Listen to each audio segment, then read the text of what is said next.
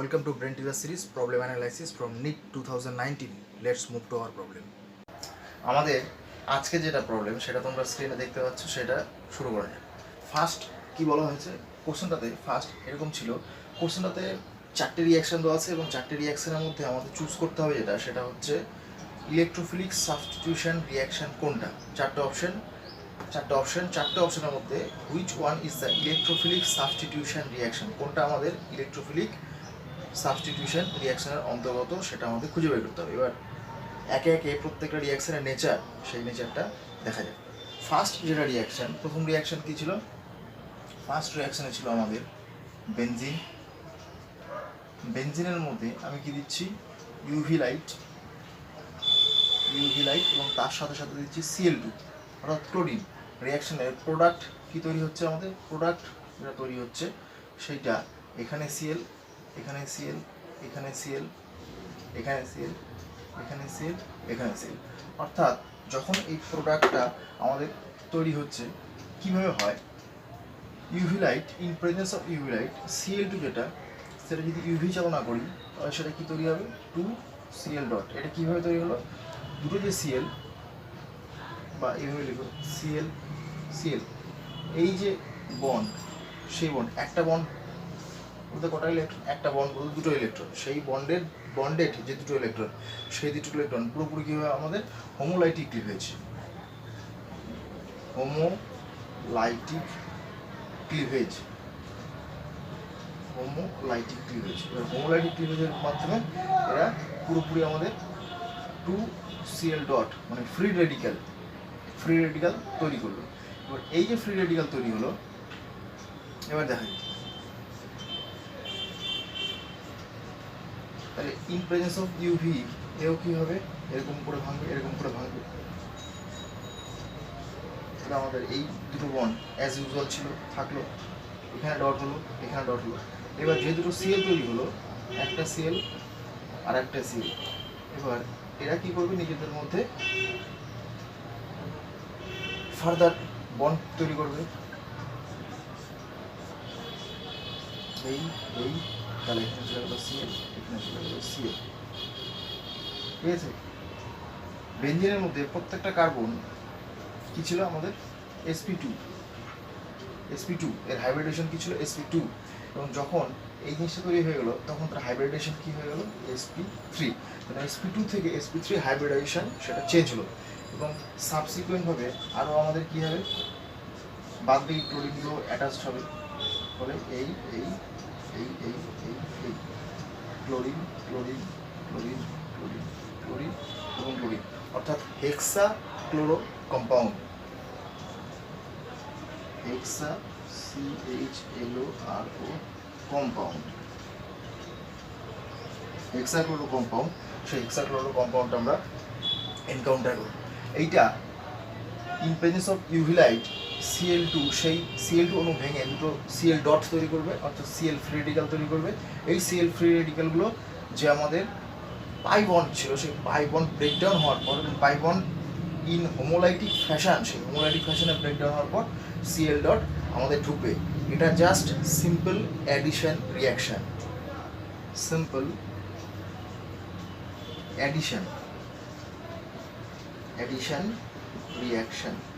এটা simple addition reaction. এই রিয়াকশনে কোনো রকম ইলেকট্রোফাইল সেটা তৈরি হয়নি এবং কোনো রকম সাবস্টিটিউশনের যে ব্যাপার, সেরকম সাবস্টিটিউশনের ব্যাপার হয়নি।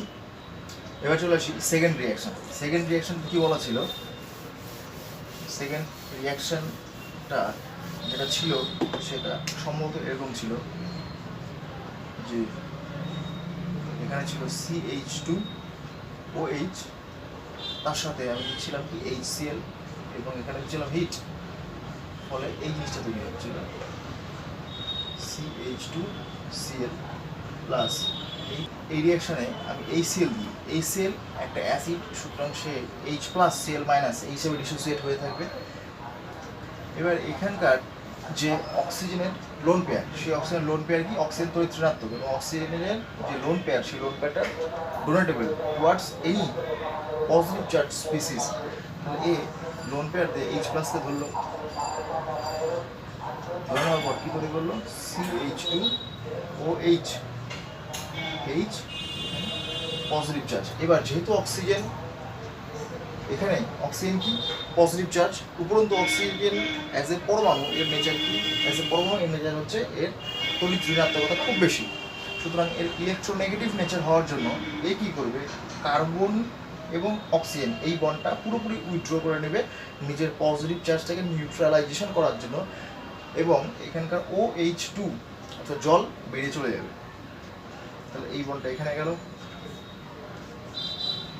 এখান থেকে ফার্দার CH2, তাহলে আমার এই কার্বনটা হয়ে যাবে এখন positive charge plus H2O।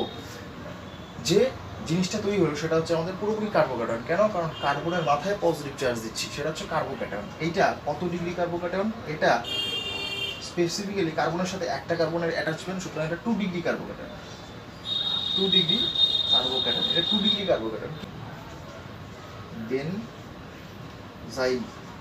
Benzyl carbocation, benzyl carbocation, এবং থ্রু রেজোনেন্স এটা খুব স্টেবল হয়। সেটা কেমন এখানে দেখাচ্ছি।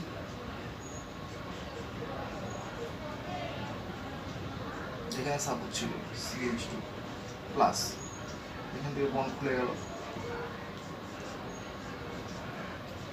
এই এখানে ডাবল বন্ড CH2, তাহলে আমার এখানে পজিটিভ চার্জ। এবার এই বন্ডটা এখানে চলে আসবে, এখানে positive charge double bond CH2। Further কী হতে পারে, এটা এখানে খুলে আসলো, এখানে positive charge double bond CH2। তাহলে এই যে কার্বোক্যাটায়ন, বেনজাইল কার্বোক্যাটায়ন, সেটা ভায়া রেজোনেন্স স্টেবিলাইজেশন, তারপরে এটা হাইলি স্টেবল। এবার কি হবে, এবার H+ এর সাথে রিয়াকশন আমাদের পুরোপুরি কমপ্লিট। এবার ছিল আমাদের Cl-। তাহলে এখানে যদি Cl- দিই, তাহলে Cl- এটা নেগেটিভ চার্জ। সুতরাং এই নেগেটিভ চার্জওয়ালা স্পিসিসকে আমরা কি বলবো, ইলেকট্রোফাইল আর নিউক্লিওফাইল। একে বলবো আমি পুরোপুরি নিউক্লিওফাইল। কেন? কারণ নেগেটিভ চার্জ এর ফিলিসিটি অর্থাৎ আকর্ষণ কার দিয়ে থাকবে, টুয়ার্ডস দ্য নিউক্লিয়াস। এটা এসে আমাদের CH2-কে অ্যাটাক করবে, আমাদের যেটা তৈরি হবে সেটা CH2Cl। তাহলে এই যে রিয়াকশানটা, সেই রিয়াকশানটা কি, সেই রিয়াকশানে আমাদের ছিল OH এর জায়গায় চলে আসলো Cl। তার মানে একটা যা শুধুমাত্র সাবস্টিটিউশন হয়েছে, কিন্তু সেই সাবস্টিটিউশনটা কী ধরনের সাবস্টিটিউশন, সেটা পুরোপুরি নিউক্লিওফিলিক সাবস্টিটিউশন। কেন? কারণ ইন প্রেজেন্স অফ নিউক্লিওফাইল আমরা রিয়াকশানটা করেছি, নিউক্লিওফিলিক সাবস্টিটিউশন রিয়াকশন। এরপরে যেটা রিয়াকশান, সেই রিয়াকশানটা কেমন,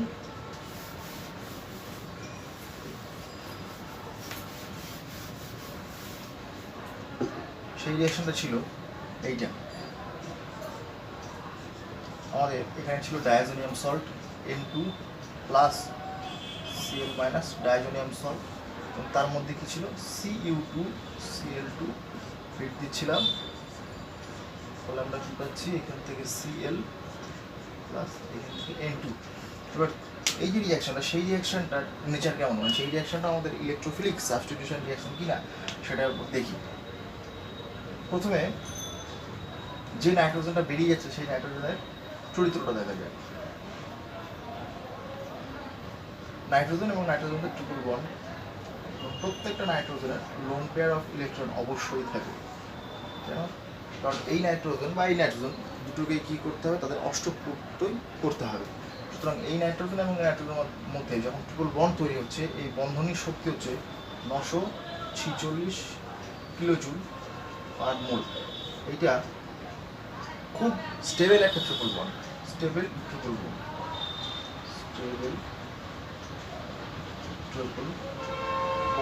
আর N2 যদি রিলিজ হয়, তাহলে আমরা ঘুরে গিয়ে এই প্রোডাক্টটা পাবো, এবং এইটা একমাত্র রিয়াকশন যে রিয়াকশনে কি হচ্ছে, এখানে ছিল আমাদের কি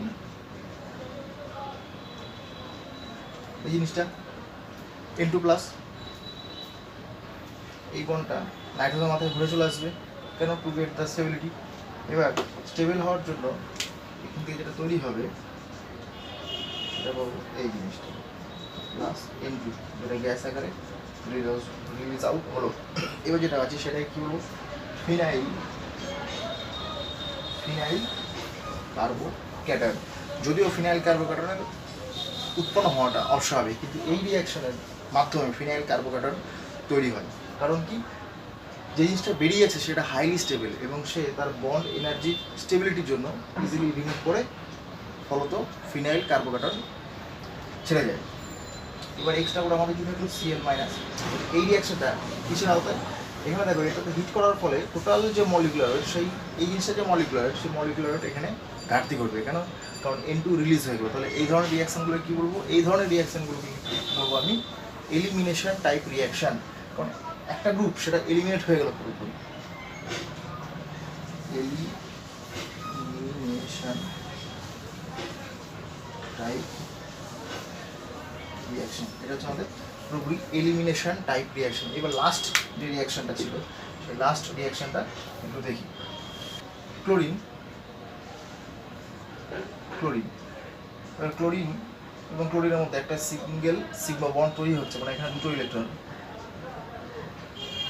ক্লোরিনের বাদবাকি ইলেকট্রনগুলো অ্যাজ এ লোন পেয়ার হিসেবে থাকবে। কেন, তাকে প্রত্যেকটা ক্লোরিন অ্যাটমকে অষ্টগ্রহণ করতে হবে। লোন পেয়ার থাকলো, এর সাথে প্লাস AlCl3 দিচ্ছি। এবার এই যে AlCl3, বা এখানে AlCl3 জায়গায় FeCl3 দেওয়া থাকতে পারতো, বা SnCl2 সেটাও দিয়ে দেওয়া থাকতে পারতো। তাহলে সেই জিনিসগুলোর নেচার কি, সেই জিনিসগুলোর নেচার পুরোপুরি lone pair of electron take up করার টেন্ডেন্সি, অর্থাৎ তারা কী হিসেবে কাজ করবে, তারা হচ্ছে আমাদের লুইস অ্যাসিড হিসেবে কাজ করবে। এই জিনিসগুলো কি, লুইস অ্যাসিড। এবার ক্লোরিন যখন তার নিজস্ব লোন পেয়ার দিবে, তাহলে এই Cl2 মলিকুল, সেই Cl2 মলিকুল কী হিসেবে কাজ করবে, এখানে লুইস বেস হিসেবে। ঠিক আছে, লুইস বেস। এবার এই ইলেকট্রনের ঘাটতি হলো, তাহলে এই হয়ে যাবে কি, পজিটিভ চার্জ। এর ইলেকট্রনের ঘাটতি হচ্ছে পজিটিভ চার্জ। তাহলে এই জিনিসটাকে কী বলবো, একে বলবো লুইস বেস 1:1 অ্যাডাক্ট, ADDUCT। অ্যাডাক্ট কথার অর্থ হচ্ছে আমাদের জুতো যৌগ, অ্যাডাক্ট। ক্লোরিন তড়িৎ ঋণাত্মক, সুতরাং পজিটিভ চার্জ হিসেবে বেশিক্ষণ থাকতে চাইবে না। এই যে সিগমা বন্ড, সেই সিগমা বন্ডটা খুলে চলে আসবে। তাহলে আমরা কী পাবো, AlCl3, এখানে ছিল একটা Cl, এবার যখন এখানে একটা মাইনাস হবে, তাহলে এ হয়ে গেল আমাদের পুরোপুরি নেগেটিভ চার্জ। প্লাস যখন বন্ডটা এইদিকে মুভ করলো, তাহলে এই ক্লোরিনটা কী হলো, এই ক্লোরিনটা ইলেকট্রন হারালো, এই ক্লোরিনটা হয়ে যাবে Cl পজিটিভ। এইবার যে স্পিসিসটা আমি তৈরি করতে পারলাম Cl প্লাস, এই স্পিসিসটা কি, এই স্পিসিসটা যেহেতু তার পজিটিভ নেচার আছে, সুতরাং এর কার দিকে যাওয়ার টেন্ডেন্সি থাকবে, এর যাওয়ার টেন্ডেন্সি থাকবে নেগেটিভ চার্জ বিশিষ্ট কোনো একটা জিনিসের প্রতি, বা যেখানে পাই ইলেকট্রন ডেন্সিটি প্রচুর আছে। তাহলে এই জিনিসটাকে আমি কী বলবো, এই জিনিসটা কাকে ফিল করতে চাইবে, সবসময় ইলেকট্রনকে ফিল করতে চাইবে। দ্যাট ইজ ওয়াই এই সাবস্টেন্সটাকে বা এই যে ক্যাটায়নটাকে, সেই ক্যাটায়নটাকে আমি কী বলবো, ইলেকট্রোফাইল।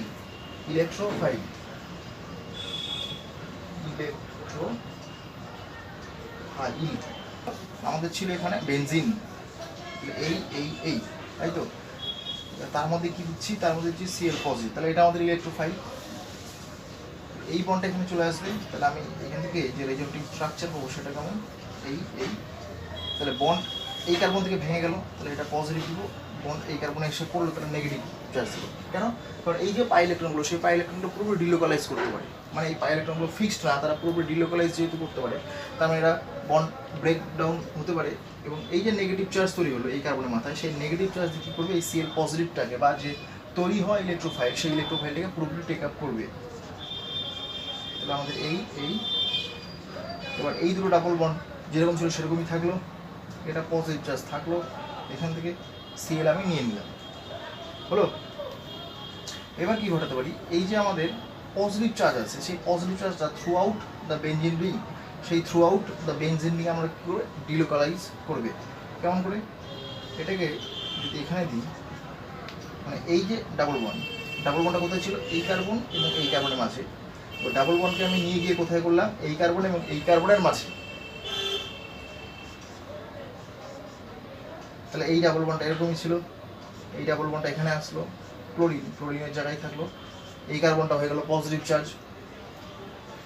পরে আবার কেমন, এই বন্ডটা এখানে ফেললাম, মানে এই ডাবল বন্ডটা ছিল কোন এই দুটো কার্বনের মধ্যে, এখান থেকে নিয়ে চলে আসলাম এই দুটো কার্বনের মধ্যে। কেন, কারণ এই পজিটিভ চার্জটাকে আমি শিফট করাবো, এই পজিটিভ চার্জে ডিলোকালাইজেশন করাবো। তাহলে আমার এখানে চলে আসলো এই পজিটিভ চার্জ, এখন এখানে পজিটিভ চার্জ, এখন এখানে। এবার কি এই যে পজিটিভ চার্জ, সেই পজিটিভ চার্জগুলো কোন কোন কার্বনের মধ্যে দিয়ে ডিলোকালাইজ করছে। এই পজিশনটা যদি 1 পজিশন বলি, 2 পজিশন বাদ দিয়ে 3 পজিশন ধরার পর 4 পজিশন বাদ দিয়ে 5, 1 3 5, এই 3টে পজিশনের মধ্যে ঘোরাফেরা করছে। অর্থাৎ হচ্ছে আমাদের ক্লোরিনের রেসপেক্ট অর্থ, এটা প্যারা এবং এটা অর্থ ড্যাস্ট সেইটা। তাহলে এখান থেকে আমি যেটা পাবো সেটা হচ্ছে একটা রেজোনেন্স হাইব্রিড। তাহলে এদের আমি কি বলবো, এই টোটালটাকে আমি বলবো ক্যানোনিক্যাল স্ট্রাকচার বা রেজোনেটিং স্ট্রাকচার। এবার এখান থেকে যেটা পাবো সেটা হচ্ছে পুরোপুরি আমাদের রেজোনেন্স হাইব্রিড। তাহলে এটা ছিল পজিটিভ, কেন? কারণ এই কার্বন এবং এই কার্বনগুলোর মধ্যে দিয়ে ডিলোকালাইজ হয়ে যাচ্ছে। এটা কি বলবো, আমাদের resonance hybrid.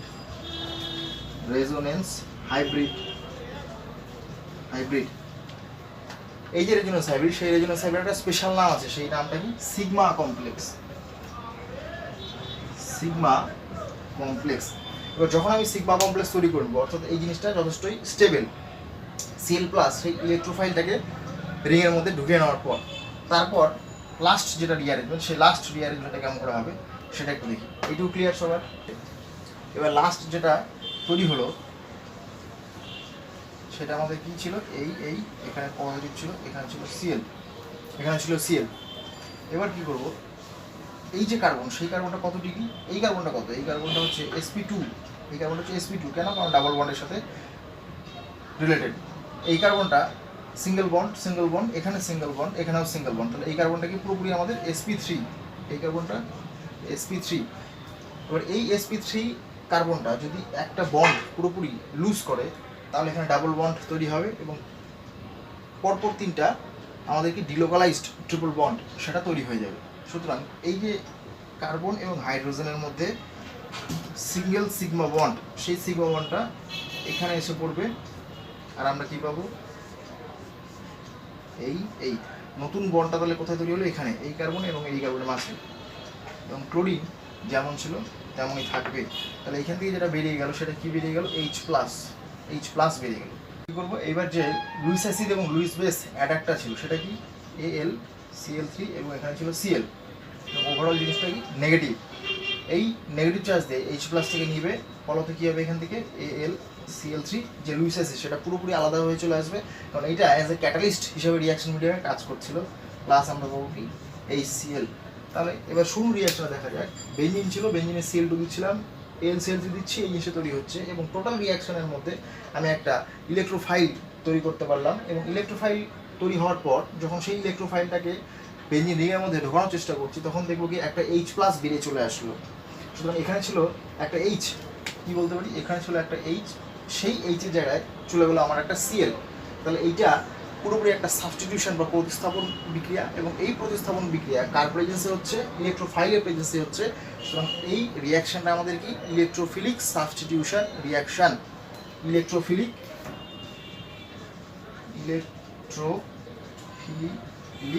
Substitution reaction, electrophilic substitution reaction. তাহলে আমাদের কোশ্চেনের মধ্যে কোনটা কারেক্ট অ্যান্সার হবে, কারেক্ট অপশন হবে আমাদের এই রিয়াকশনটা। I hope this is clear to all of you, and thank you for watching.